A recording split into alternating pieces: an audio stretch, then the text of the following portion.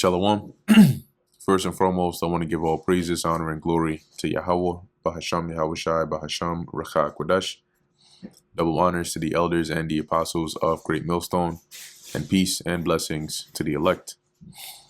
And today we're going to go into the book of Judges, the 3rd chapter. As we went through in the 2nd chapter, we saw how, the new generation of Israel basically were immediate and quick to go and turn away from the ways of Yahweh Bahasham Yahushai, and how he decided to leave the nations among us to prove them, right, and to basically try them.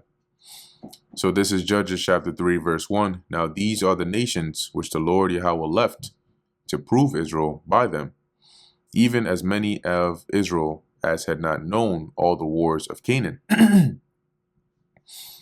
So these were the generation that came after. Only that the generations of the children of Israel might know, to teach them war, at least such as before knew nothing thereof, because majority of them of this new generation had not experienced war like their fathers had. So not only was this to prove them in terms of like testing their loyalty, but also to make them accustomed to war, right? To toughen them up. So the Lord left, as it says, namely 5 lords of the Philistines, and all the Canaanites, and the Zidonians, and the Hivites that dwelt in Mount Lebanon, and from Mount Baal Hermon unto the entering in of Hamath. And they were to prove Israel by them, to know whether they would hearken unto the commandments of the Lord Yahweh, which he commanded their fathers by the hand of Moses. And the children of Israel dwelt among the Canaanites, Hittites, and Amorites, and Perizzites, and Hivites, and Jebusites. And they took their daughters to be their wives, and gave their daughters to their sons, and served their gods. The absolute thing that the Lord hates. That's what they ended up doing. Because this was Israel intermingling themselves with the heathens.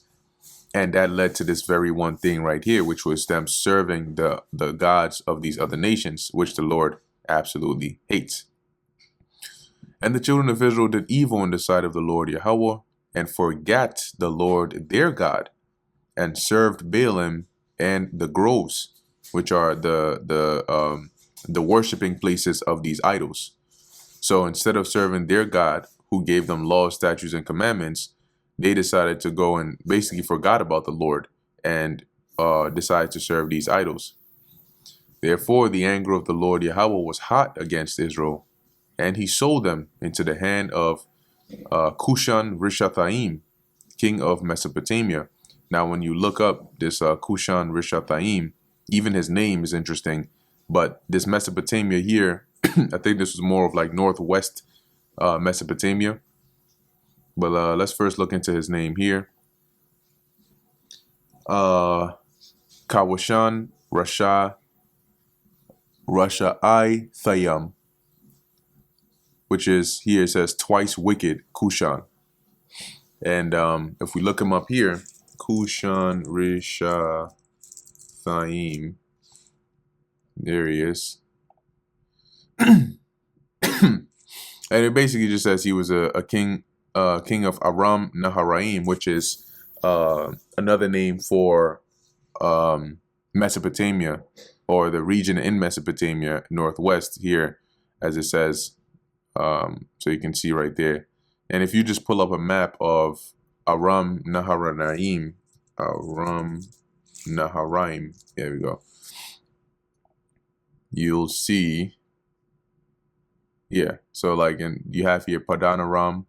And then here is, so right off the Euphrates, you have here Aram Naharaim, Mesopotamia. So he must have been, maybe a powerful king, right, of that area that ended up having great dominion there. But the Lord ended up bringing him against Israel, as it says here. And the children of Israel served Cushan Rishathaim 8 years. And when the children of Israel cried unto the Lord Yahweh, the Lord raised up a deliverer to the children of Israel. Now, 8 years, it's still a decent amount of time, right? But as it says, they cried unto the Lord, and he raised up a deliverer, i.e. a judge, who delivered them, even Othniel, the son of Kenaz, Caleb's younger brother. And the Spirit of the Lord came upon him, and he judged Israel, and went out to war. And the Lord delivered Cushan-Rishathaim, king of Mesopotamia, into his hand, and his hand prevailed against Cushan-Rishathaim.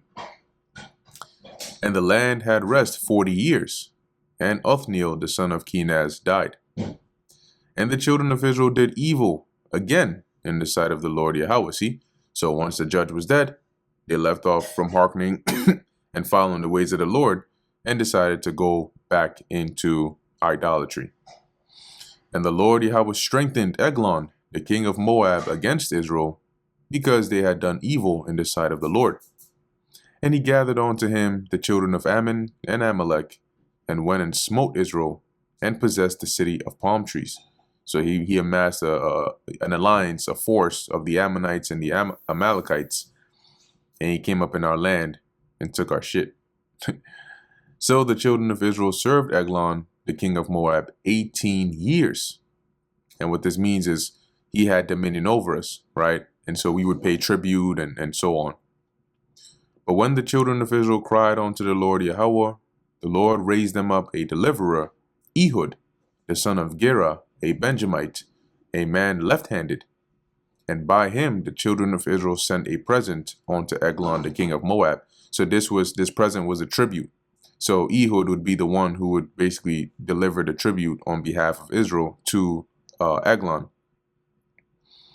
And then one day, right, but Ehud made him a dagger, which had two edges, so a double-edged dagger of a cubit length, and he did gird it under his raiment upon his right thigh. So he hid it within his clothing. And he brought the present unto Eglon, king of Moab, and Eglon was a very fat man. So you can imagine Buddha style, because when you look at the ancient Moabites, it's like when you watch some of those old, I think one of them was like Marco Polo, which is like a TV show that they showed the ancient Moabites, and yeah, a good amount of them were like fat, right? They were round, back enlarged and all. And when he had made an end to offer the present, so after he had brought the tribute, he sent away the people that bear the present. But he himself turned again from the quarries that were by Gilgal. So afterwards, so he basically came with others, right? This is Ehud, right? And after they had given the tribute on their way back at the place of the quarries, which the quarries are idols, he basically had them go on. And he himself turned back again to take care of unfinished business, you could say. And this is Ehud. And when he came back to Eglon, he said, I have a secret errand unto thee. So you can sort of see the visual here, right? Like you can get, all right, it makes sense in terms of this plan here, that he wouldn't say it in the presence of maybe those that came to present the gift with him, to make it more believable, right? It's a secret errand. That's why I myself came back alone. But I got a secret message for you, O king, who said, keep silence. So he basically said, all right, hold on a second, just hold that thought. And all that stood by him went out from him.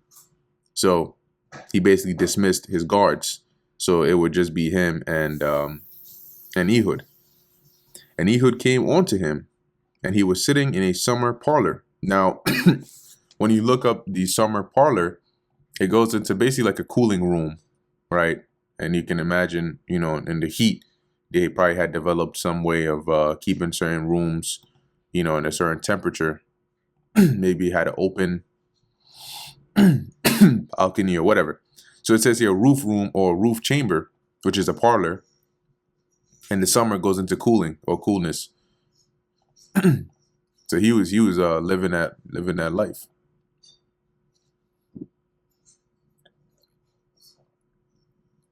And Ehud said, I have a message from God unto thee. And he arose out of his seat. And Ehud put forth his left hand, so he probably got close enough. And then he reached and took the dagger from his right thigh and thrust it into his belly. Quick Assassin's Creed type shit. So he ends up stabbing that dagger into the stomach of Eglon. And the haft also went after the blade, and the haft being the handle. So he stabbed it in, pushed it all the way in.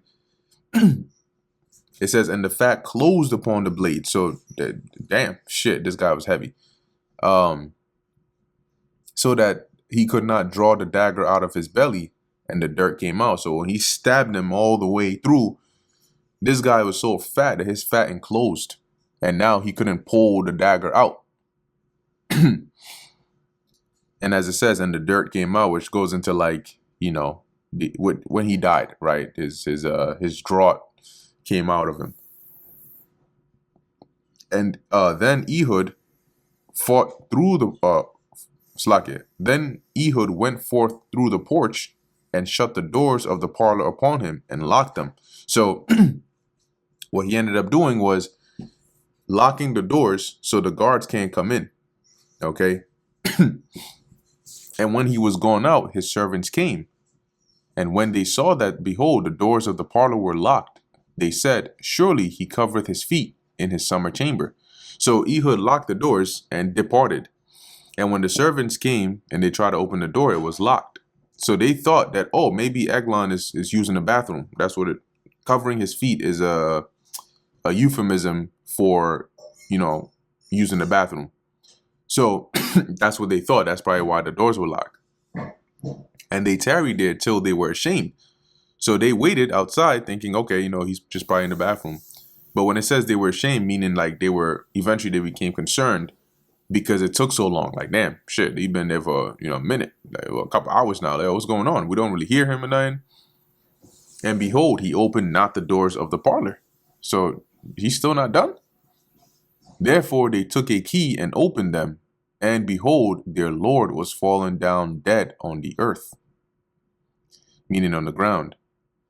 And and Ehud escaped while they tarried, and passed beyond the quarries, and escaped onto Seraph. So while they were waiting, thinking their master was using the bathroom, Ehud was out. And it came to pass when he was come that he blew a trumpet in the mountain of Ephraim, and the children of Israel went down with him from the mount, and he before them. So he basically sounded the alarm and led the charge against Moab. And he said unto them, follow after me, for the Lord Yahweh hath delivered your enemies, the Moabites, into your hand. And they went down after him and took the fords of Jordan. Now the fords are, because remember, Jordan was a body of water. The fords were an area around the stream which was low. The water was less, so you could cross it. Like fords of river. Something like this, right? An area where you can cross. So as it says here, so Israel took control of the fords, right, towards Moab, and suffered not a man to pass over, to prevent them from crossing over onto the west of Jordan. And they slew of Moab at that time about 10,000 men, all lusty and all men of valor. And when you go into lusty, it means like, the definition there goes into like fat, but also, what's the other word? Rich, robust, right? Stout. So these were, let's just say, Moab's finest men.